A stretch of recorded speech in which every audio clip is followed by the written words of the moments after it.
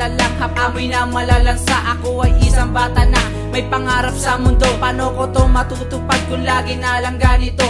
Tapon dito, tapon dyan, wala na bang kasawaan? Pagmamahal sa kalikasan, kailan ba matututunan? Aking layunin lamang maipahatid sa inyo kung gano'n na ba karumi ang bansa natin na ito. Hindi ka ba natatakot sa posible na mangyari na puro dumi na lang sa mundo natin na maghari? Ang sa amin lang naman pakinggan nyo aming awitin para malaman ninyo ang nais namin na sabihin na Pinoy magbago ka. Kaya natin itaas ang bansa natin na to, ay bigyan natin ng lunas. Lagi mo lamang isipin ang Diyos nasa itaas. Huwag kang mag-alala pagkat marami pang natitirang oras. Lagi mong iisipin na marami pang pag-asa. Huwag mong hayaang lumubog sarili mong bansa. Pinoy ako, Pinoy ka, tayo ay magtulungan.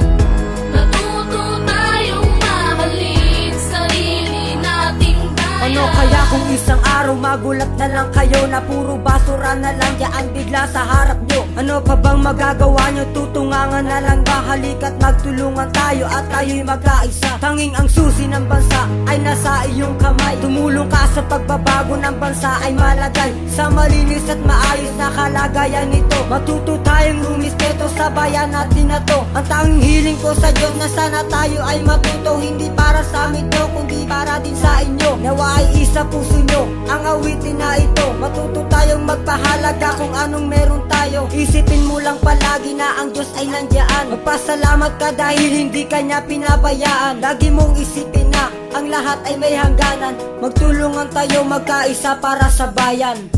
Lagi mong iisipin na marami pang pag-asa. Huwag mong hayaang lumubog sarili mong bansa.